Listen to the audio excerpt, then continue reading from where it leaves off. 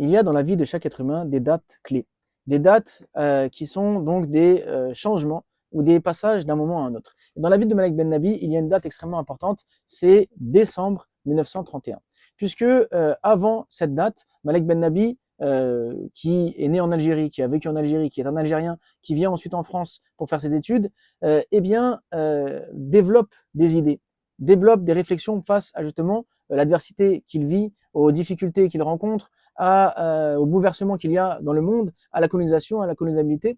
Et ces idées qui sont en train de naître en lui, eh bien, vont germer et vont être enfin exprimées publiquement à partir de décembre 1931. Et d'ailleurs, c'est pour ça que la deuxième partie de ses mémoires commence à partir de cette date, donc à la date où publiquement il commence à parler de ses idées. Et donc, comment est-ce que ça va se passer? Eh bien, il explique donc dans ses mémoires qu'en 1931, donc au mois de décembre, il est convié à Saint-Michel, donc dans le quartier latin, à faire une conférence pour, ou bien dans l'enceinte donc de l'association qui regroupe les étudiants nord-africains.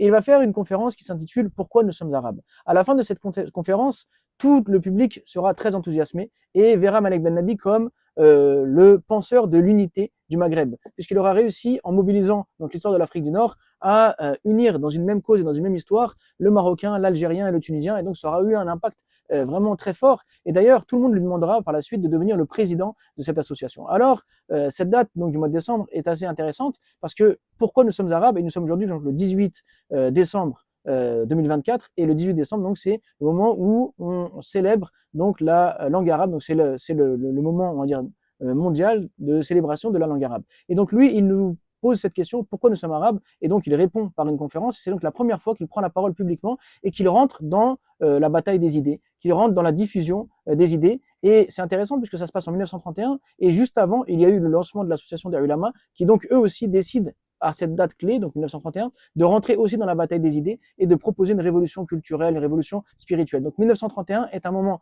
important pour l'islam, et le mois de décembre est un moment important pour Malek Ben Nabi.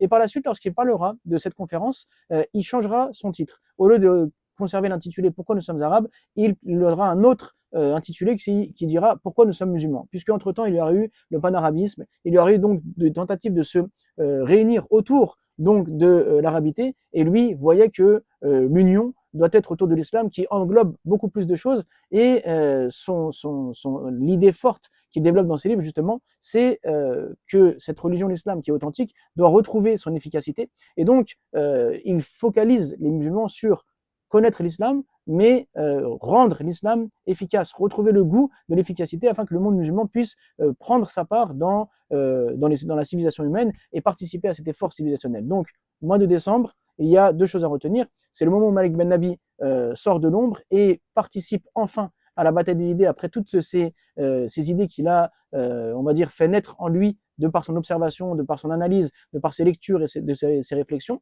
Et c'est également le mois dans lequel donc on célèbre la valeur de la langue arabe. Et bien sûr, 1931, c'est donc double importance. L'association des ulama qui devient publique et qui participe enfin à la révolution donc culturelle et spirituelle, et Malek Ben Nabi, donc, comme on l'a dit, qui publiquement donc entre maintenant dans la lutte idéologique. Alors, je ne sais pas si vous vous rendez compte de la valeur de la pensée de Malek Ben Nabi, mais surtout de la chance qu'on a aujourd'hui en 2024 d'avoir la plupart de ces livres qui ont été édités, réédités, traduits, publiés, et on a même accès à ses mémoires. Donc, pour se nourrir de sa pensée, afin de pouvoir réfléchir et agir en conséquence, je vous invite vraiment à vous intéresser à son patrimoine, car c'est un patrimoine intellectuel qui est peu connu, qui est, malgré que soit en circulation, est peu lu, peu étudié, alors qu'il y a dedans des clés de compréhension du monde extraordinaires.